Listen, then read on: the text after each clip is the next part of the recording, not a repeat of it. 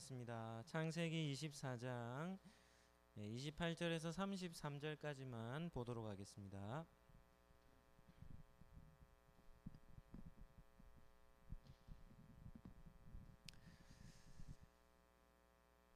창세기 24장 28절에서 33절 우리 한 절씩 교독하겠습니다. 제가 먼저 읽겠습니다. 소녀가 달려가서 이 일을 어머니 집에 알렸더니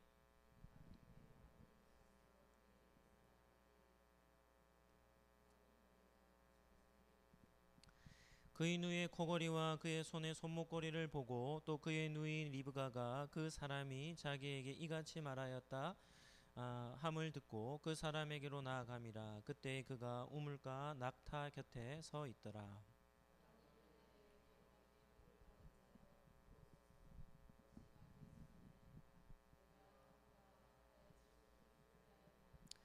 그 사람이 그 집으로 들어가매 라반이 낙타의 짐을 부리고 집과 사료를 낙타에게 주고 그 사람의 발과 그 동행자들의 발 씻을 물을 주고 그 앞에 음식을 베푸니 그 사람이 이르되 내가 내일을 진술하기 전에는 먹지 아니하겠나이다. 라반이 이르되 말하소서. 아멘. 오늘은 창세기 24장 말씀을 가지고 새로운 인물의 등장이라는 제목으로 말씀을 잠시 나누겠습니다. 한번 따라 하시죠. 사람은 중심을 따라 삽니다. 오늘도 7월 둘째 주 수요 기도회에 우리 나오신 우리 성도님들을 예수님 이름으로 축복합니다. 오늘도 우리 함께 말씀을 나누고 또 말씀을 붙들고 뜨겁게 함께 기도하는 그런 복된 시간이 되었으면 참 좋겠습니다. 오늘 읽은 본문을 중심으로 사람을 움직이는 것이 무엇인가 라는 이런 주제로 말씀을 잠시 나누도록 하겠습니다. 첫 번째는 뒤늦게 등장하는 한 사람입니다. 원래 24장 우리가 오늘 살펴볼 주제는 엘리에셀의 간증인데요. 간증을 살펴보기 전에 성경의 구조적으로 보면 이제 한 사람, 새로운 인물이 한 사람 등장합니다. 그래서 엘리에셀의 간증 전에 그 새로운 인물을 오늘 잠시 살펴보도록 하겠습니다. 24장에서 창세기 저자는 엘리에셀과 리브가의 만남입니다. 그리고 이 엘리에셀과 리브가 가족의 만남입니다. 그러니까 엘리에셀과 리브가의 만남과 엘리에셀과 리브가 가족의 만남 사이에 그 구조 속에 한 사람을 등장시키는데 그가 누구입니까? 오늘 본문의 표현으로 하면 리브가의 오빠인 라반이라는 인물이 등장합니다. 리브가는 우물 곁에서 자기에게 물을 구한 사람이 아브라함에게 속한 사람이라는 사실을 깨닫고는 어떻게 하냐면 집으로 급히 달려가서 이 소식을 전합니다. 그랬는데 리브가의 보고를 듣고 오늘 본문에 보면 가장 먼저 반응한 한 사람이 있습니다. 그가 누구입니까? 오늘 우리가 살펴보고자 하는 리브가의 오빠 라반입니다. 이런 질문을 한번 해보죠. 오늘 설교의 핵심 질문입니다. 한번 들어보시죠. 왜 라반은 리브가의 보고에 가장 먼저 반응을 했을까 하는 질문입니다. 이 질문을 다르게 표현한다면 이렇게 질문을 할 수 있습니다. 라반은 어떤 사람인가 하는 질문입니다. 본격적으로 라반이 등장하는 본문은 어딘가 하면 우리가 이제 앞으로 살펴보겠지만 창세기 29장에 라반이 등장합니다. 라반은 언제 등장합니까? 야곱이 형님의 장자권을 아버지에게서 빼앗고 그리고 장자의 축복을 받고는 어떻게 됩니까? 에서가 죽이려고 하니까 집에서 같이 살 수 없어 도망가죠. 도망가는데 어디로 가냐면 엄마의 고향으로 갑니다. 엄마의 고향이면 어디입니까? 외갓집으로 도망을 가는 것이죠. 그래서 외갓집으로 도망을 가서 거기에서 몇 년을 머뭅니까? 20년을 머뭅니다. 그 야곱이 외갓집에서 20년을 머무는 기간 동안에 야곱과 만난 인물이 누구입니까? 라반입니다. 그리고 이 라반은 야곱에게는 외삼촌이자 또 누구입니까? 장인이 되죠. 왜냐하면 그 삼촌의 두 딸과 결혼하기 때문에. 그런데 야곱의 인생을 살펴보면 야곱의 삶의 여정 속에서 가장 힘들었던 때가 언제였을까요? 라반의 집에 20년 머무를 때가 야곱에게 가장 힘들었던 때입니다. 그곳은 외갓집이요, 그곳은 처갓집입니다. 그런데 그곳에서 머무르는데 20년 동안 머무르는데 그의 인생에 가장 힘들었던 때죠. 이유는 무엇 때문일까요? 누구랑 같이 살았기 때문일까요? 라반이라는 인물과 같이 살았기 때문입니다. 성경은 친절한 책이라고 했습니다. 앞으로 등장할 인물들에 대해서 미리 알려주죠. 그래서 오늘 본문에서도 이제 창세기 29장부터 본격적으로 등장할 라반이라는 인물을 오늘 본문에서도 잠깐 소개하는데, 이 소개에서 우리는 라반을 잘 이해하면 야곱이 라반의 집에서 20년 동안 살았다라는 것을 우리가 읽을 때 야곱이 어떤 상황 속에서 지냈는지에 대한 감을 우리는 잡을 수 있는 것이죠. 그러면 라반은 어떤 사람이었을까요? 라반을 이해할 수 있는 본문이 오늘 나오는데 29절과 30절에 나옵니다. 29절 30절. 우리 같이 한번 읽어볼까요? 시작. 리브가에게 오라버니가 있어 그의 이름은 라반이라. 그가 우물로 달려가 그 사람에게 이르러 그의 누이의 코걸이와 그의 손의 손목걸이를 보고 또 그의 누이 리브가가 그 사람이 자기에게 이같이 말하더라 함을 듣고 그 사람에게로 나아감이라. 그때 그가 우물가 낙타 곁에 서 있더라. 창세기 저자는 참 고맙게도 라반이 우물가 곁에 있었던 아브라함의 종에게 급히 달려간 이유를 설명하고 있습니다. 왜 급히 달려갔습니까? 무엇 때문입니까? 이유는 리브가가 엘리에셀에게서 받은 무엇을 보고요? 코걸이와 손목걸이를 보고 누구에게로 달려갑니까? 엘리에셀에게로 달려가는 것이죠. 22절에서 엘리에셀은 자신과 낙타에게 물을 준 리브가에게 감사의 표시로 뭘 주냐면 반세겔 되는 코걸이, 그리고 10세겔 되는 쌍 손목걸이를 선물로 줍니다. 금으로 된 거죠. 질문해 보겠습니다. 큰 선물일까요? 작은 선물일까요? 큰 선물입니다. 큰 선물입니다. 리브가가 집으로 급히 달려왔는데 그에게서 보지 못한 것이 라반의 눈에 보이는 겁니다.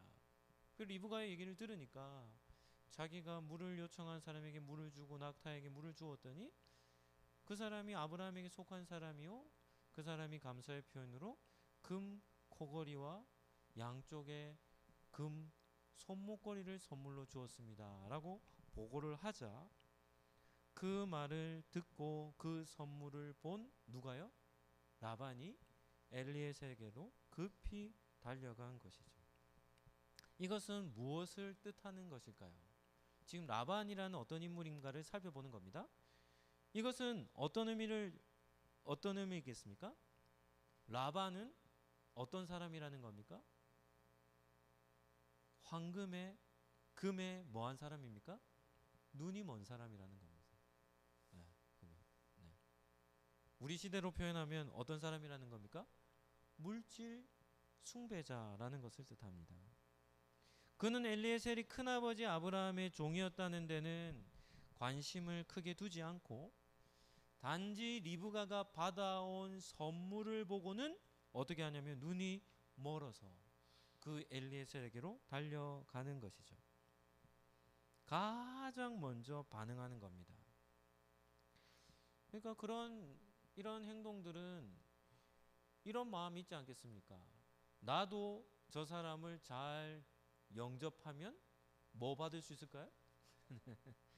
뭐 그런 선물을 받을 수 있지 않겠나, 이런 목적으로 다가간 것이 아니겠습니까? 창세기 저자는 지금 두 사람을 노골적으로 이렇게 비교를 하고 있습니다. 누구와 누구입니까?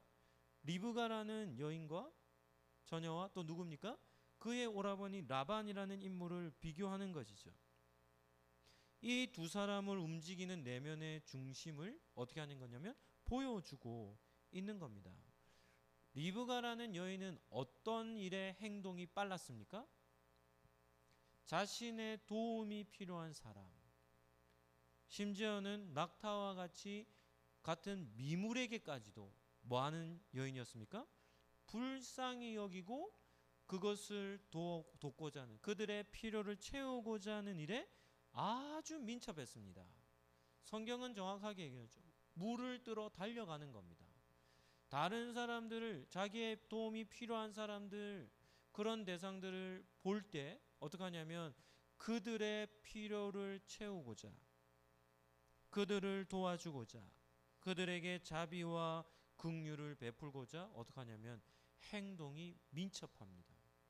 그리고 낙타가 10마리였으니까 낙타들에게 물을 먹이는 것, 물을 퍼서 먹이는 것은 쉬운 일이 아니라고 했죠. 그러한 큰 헌신, 희생, 이런데 리브가는 민첩했던 여인이었죠. 이것이 바로 리브가를 이해하는 핵심입니다. 그에 비해서 라반은 어떤 일에 행동이 빨랐습니까? 금을 탐하는 일, 이런데 행동이 빠른 겁니다. 어떻게 보면, 겉으로 보면 두 사람이 다 나그네 된 사람을 잘 영접하는 것처럼 보이지만 실상은 어떻습니까? 두 사람이 전혀 다른 가치관을 갖고 있음을 성경은 기록을 하고 있는 것이죠. 아브라함의 조카요 한 아버지 부두엘의 두 남매였지만 전혀 다른 사람이었음을 오늘 본문은 보여주는 겁니다. 리브가는 하나님의 성품을 닮은 여인이고 라반은 물욕에 눈이 먼 사람이다 라는 것을 보여주는 것입니다. 두 번째는 라반의 선행입니다. 31절을 보실까요? 라반이 이르되 여호와께 복을 받은 자여 들어오소서, 어찌 밖에 서 있나이까? 내가 방과 낙타의 초소를 준비하였습니다 라고 하죠. 31절만 보면 라반도 낯선 사람, 나그네, 이런 사람들에게 매우 친절하고 자상한 사람처럼 보이지만 실상은 그렇지 않은 것입니다. 창세기 저자는 리브가의 보고로부터 누구에게 주목을 하는가 하면 라반이라는 이 인물에게 주목을 하는 것이죠. 그래서 29절로부터 33절까지, 다시 말해 우물 곁에서 머물러 있던 엘리에셀을 자기 집으로 모셔드리는 데까지 라반을 주인공처럼 이렇게 기록해 놓았습니다. 적극적으로 아주 친절히 대하는 그런 모습을 보여주는 거죠. 한번 생각해 보시죠. 라반이 엘리에셀과 10마리의 낙타와, 오늘 본문에 보면 엘리에셀이 혼자 오지 않고 10마리의 낙타를 이끌고 왔으니까 엘리에셀도 누구를 데려왔겠습니까? 또 다른 종들을 데려왔겠죠. 그러니까 그 사람들을 집으로 모시는데 라반의 눈에 들어온 엘리에셀의 모습과 낙타들의 모습이 어떻게 보였겠습니까? 어떻게 보였겠습니까? 낙타들에게는 지금 뭐가 실려 있죠? 지난주에 우리 살펴볼 때 무엇을 아브라함이 실었죠? 아브라함의 장막에서 어떤 겁니까? 가장 값비싼 거. 뭐 지금으로 표현하면 명품인데 그냥 명품이 아닙니다. 아브라함의 가정에서 가장 값진 것을 어디에 실었습니까? 10마리 낙타에게 실었습니다. 10마리 낙타에게. 그러니까 가서 보니까 낙타들에게 실려있는 물건들이 예사롭지 않은 겁니다. 그러니까 라반이 자기 집으로 모셔오며 엘리에셀을 어떻게 모셨겠습니까? 낙타들에게 어떻게 대우했겠습니까? 가장 좋은 방에 엘리에셀을 영접했겠죠. 낙타들에게도 제일 좋은 사료와 짚을 그에게 제공하지 않았겠습니까? 무엇을 보여주냐면 라반의 중심을 보여주는 것입니다. 물욕에 눈이 어두운 사람이라는 것을 보여주는 것이죠.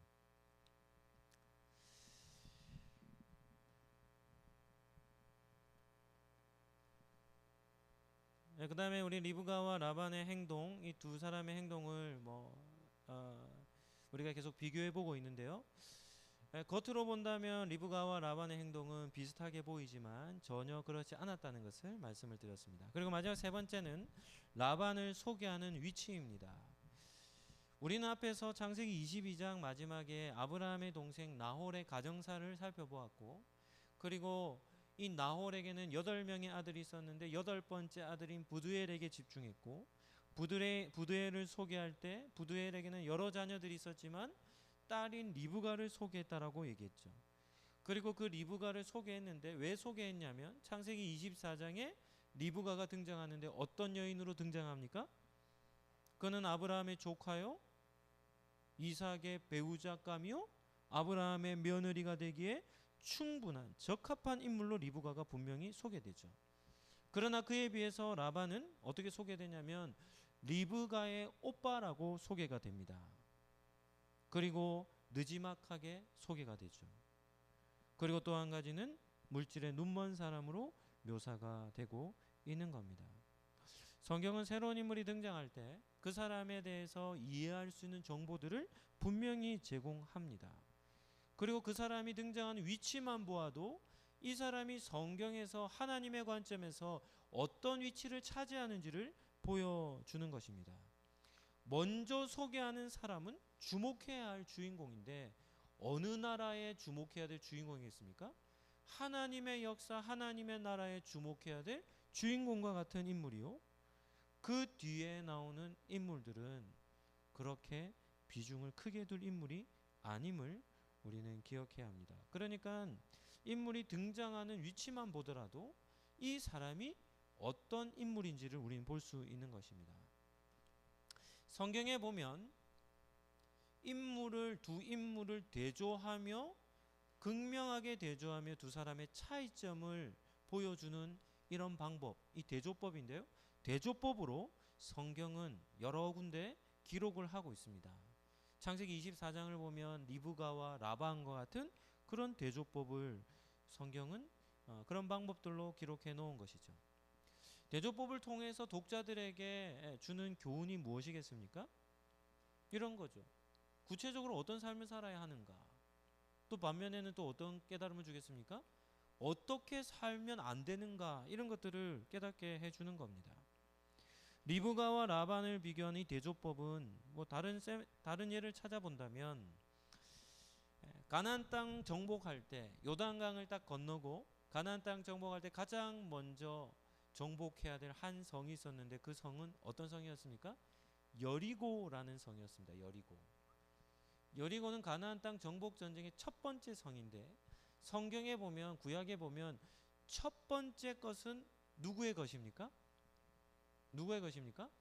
하나님의 것입니다.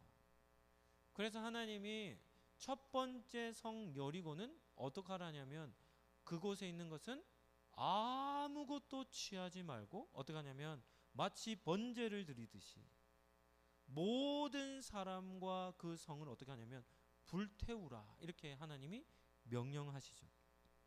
그런데 여리고의 성을 점령하는 사건을 통해 두 사람이 등장합니다.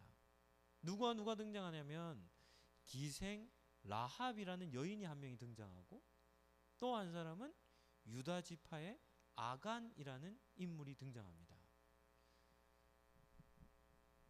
이 라합은 어떻게 되어야 할 여인입니까? 여리고 성과 같이 뭐 해야 되죠?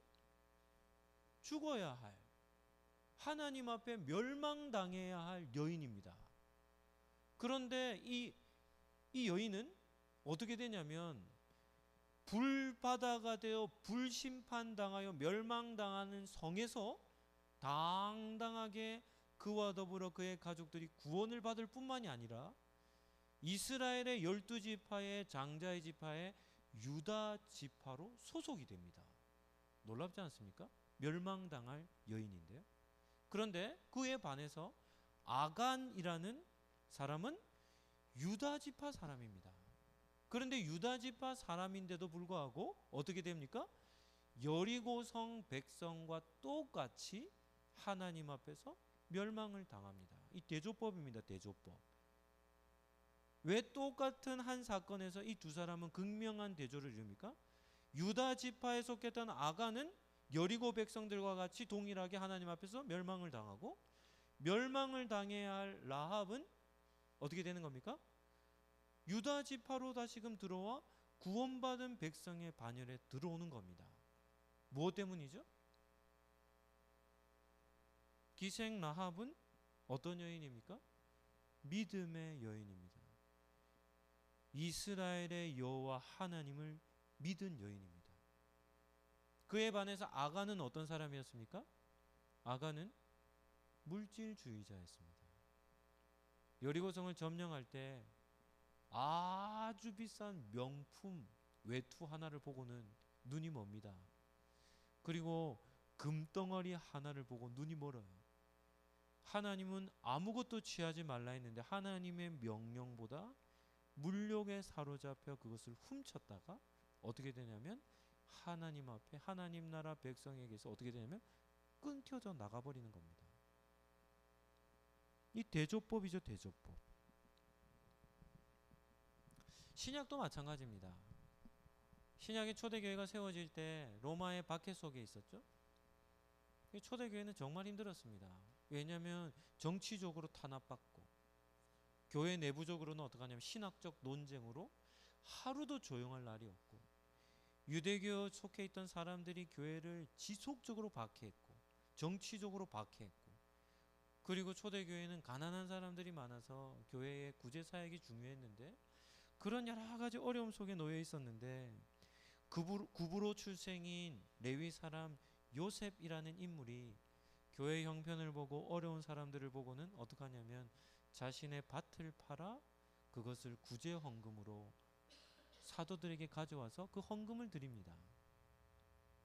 이 요셉이 누구인가 하면 사도들이 그를 위로의 아들이라 하며 바나바라 이름을 불렀는데요. 이름을 새로 개명해 주었는데 그 바나바라는 인물이죠. 바나바라는 인물은 성도들의 어려운 형편을 보고는 자신의 밭을 팔아 그 전부를 가지고 와서 교회 앞에 헌금을 온전한 헌금을 드린 겁니다. 그런데 그것을 보고 누가요?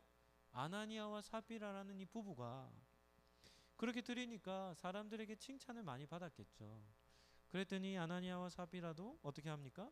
자기의 밭을 팔았기는 팔았는데 판 것의 일부는 숨기고 그리고 나머지 것으로 사도들 앞에 가져와서 헌금을 했는데 마치 전부를 드리는 것 같이 드린 겁니다. 그랬더니 우리가 잘 알다시피 어떻게 됩니까? 그 앞에서 바로 죽음을 맞이하죠. 두 사람이 순차적으로 둘 다 죽습니다. 이유가 뭐겠습니까? 온전한 헌신, 거룩한 예물을 어떻게 하는 겁니까? 더럽히는 거짓의 사람들이에요. 명예욕에 사로잡히고 물욕에 사로잡혀 있는 사람들입니다.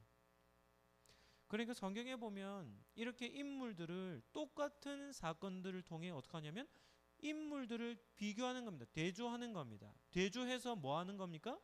어떻게 성도들이 살아야 하는가?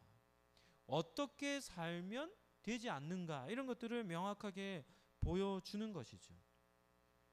바나바와 아나니아와 삽비라를 대조시키고 그리고 라합과 아간을 대조시킵니다. 오늘 창세기 24장에서는 누구와 대조됩니까? 리브가라는 여인과 또 그의 오빠 라반이라는 인물을 대조시키며 보여주는 것입니다. 말씀을 정리하도록 하겠습니다. 한번 따라 하시죠. 사람은 중심을 따라 삽니다. 질문해보죠. 중심 잘 숨겨질까요? 숨겨지지 않을까요? 숨겨지지 않습니다. 다 드러납니다. 드러나는데 어떻게 드러날까요? 현저하게 드러납니다. 마음은 안 숨겨집니다. 그 사람의 모든 행동들을 보면 그 중심을 따라 다 살아가고 있기 때문에 마음 안 숨겨집니다. 말이든 행동에서 다 드러납니다. 다 드러납니다.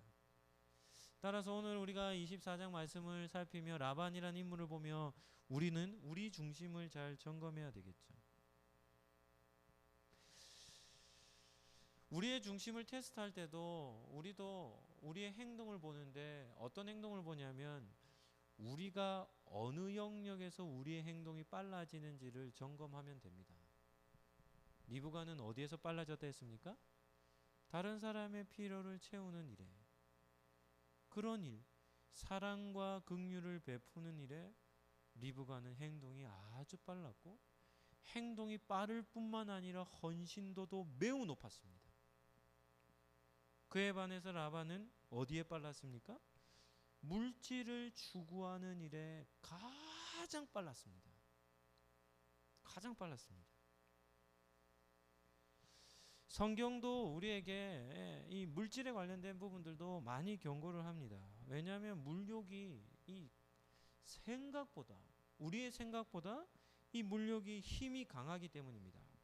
예수님께서 마태복음 6장 24절에 이런 말씀을 하셨습니다. 우리 같이 한번 읽어봅시다. 마태복음 6장 24절 같이 읽겠습니다. 한 사람이 두 주인을 섬기지 못할 것이니 혹 이를 미워하고 저를 사랑하거나 혹 이를 중히 여기고 저를 경히 여김이라. 너희가 하나님과 재물을 겸하여 섬기지 못하느니라. 예수님은 재물을 누구의 위치까지 누구와 비교합니까? 하나님과 비교합니다. 하나님과 비교하죠. 그만큼 물질의 힘이 강하다는 겁니다. 막강하다는 겁니다. 우리가 사는 세상 보시죠. 다 무엇에 사로잡혀 삽니까? 21세기를 사는 모든 사람들이 물질을 섬기고 있습니다. 물질 앞에 다 엎드려 있는 것입니다. 한 사람도 예외 없습니다. 뭐 사상도 필요 없어요. 공산주의, 민주주의 다 필요 없습니다. 다 사상도 초월하여 무엇을 섬길까요? 물질을 섬기는 겁니다. 공산주의 한번 가보시죠. 더 물질의 노예가 되어 있습니다. 뭐 자본주의는 말할 것도 없죠. 뭐 자유주의 다 필요 없습니다. 모든 사상과 사회 제도를 초월해서 뭐가 다스립니까? 물질이 세상을 다스리고 있는 것입니다. 우리가 사는 시대에 우리가 주의해야 될 것이 뭔가 하면 교회 안에도 라반과 같은 성도, 아간과 같은 성도, 아나니아와 삽비라와 같은 성도들이 있음을 기억해야 되겠죠. 그 사람들은 하나님보다 물질을 더 사랑하는 겁니다. 그래서 하나님을 섬깁시다 이러면 느려요. 몸이 잘 안 움직여요. 하나님을 사랑하는 일에 함께 합시다 이렇게 하면 몸이 잘 끌려가지 않습니다. 그런데 돈과 관련된 문제가 이슈가 딱 되면 가장 민감하게 가장 예민하게 반응하는 사람들이 있습니다. 그런 사람들은 마음의 중심을 잘 점검해야 할 모습이죠. 기도자는 이런 신앙을 가장 주의해야 합니다. 물질을 따르는 사람들의 결말이 다 뭡니까? 조금 전에도 우리가 다 살펴봤지 않습니까? 하나님은 우상 숭배자죠. 아간도 어떻게 됩니까? 유다지파입니다. 유다지파의 아간의 내용을 보면 아간은 가진 게 많았어요. 가진 게 없는 사람이 아닙니다. 아간은 이미 많은 것을 가지고 있었음에도 불구하고 뭐를 탐합니까? 물질을 탐하는 겁니다. 그거 누구 건데요? 하나님의 것으로 손대지 말라고 명령하였는데 하나님의 명령보다 뭐에 몸이 빠르는 겁니까? 황금의 명품 외투에 눈이 멀어버린 것이죠. 우리는 주의해야 하는 것입니다. 우리의 중심은 하나님께서 기뻐하시는 것들로 채워져야 할 줄로 믿습니다. 하나님이 기뻐하시는 게 뭡니까? 라고 물으면 뭐 너무 복잡하게 생각하지 마십시오. 이미 다 알고 있는 겁니다. 하나님 어떤 일에 기뻐하시겠습니까? 창세기 24장만 보면 어떤 일에 기뻐하실까요? 리브가와 같이 행동하면 됩니다. 리브가와 같이. 우리의 마음 속에 자비하는 마음, 긍휼히 여기는 마음, 우리의 도움을 필요로 하는 사람들이 있다면 그런 도움에 우리의 것을, 우리의 헌신을 조금이라도 사랑으로 흘려보낸다면 그 사람의 삶의 모습을 통해 누가 드러나겠습니까? 하나님의 성품, 예수 그리스도의 성품이 드러나지 않겠습니까? 리브가가 머물러 있었던 우물은 어떤 모양과 비슷할까요? 하나님 나라에서 일어나는 모습이 리브가를 통해 그 우물 곁에서 나타난 겁니다. 라반이 가장이 되어서 라반이 그 집을 가장으로서 그 집을 이끌어갈 때에 라반이 머물렀던 장막은 앞으로 29장에서 보겠지만 어떤 장막입니까? 약한 자가 머무를 수 없는 장막. 조카에게까지도 자비와 긍휼을 베푸지 못하는 장막. 어떻게 하면 제대로 된 임금을 더 주지 않고 더 착취할까? 어떻게 하면 내 재산을 더 불리고 조카의 합당한 임금조차도 주지 않으려고 몸부림을 칠까? 이런 장막으로 터가 바뀌어버리는 것입니다. 우리가 머물러 있는 곳은 우리도 작은 삶의 영역이지만 얼마든지 하나님의 나라를 이 땅 가운데 세울 수 있는가 하면 그와 정반대로 하나님이 조금도 원하시지 않는 삶의 모습들이 우리를 통해 이 땅 가운데 나타날 수도 있는 것이죠. 한번 따라 하시죠. 하나님은 자비와 긍휼을 원하십니다. 큰 거 아닙니다. 큰 거 아닙니다. 자그마한 겁니다. 자그마한 겁니다. 큰 거는 지킬 사람이 없겠죠. 그럼 우리도 핑계 댈 게 있지 않습니까? 그런데 작은 것은 핑계 댈 수 없습니다. 왜냐하면 모든 사람들이 할 수 있는 일이기 때문입니다. 모든 사람들이. 하나님은 물질 숭배자들을 심판하십니다.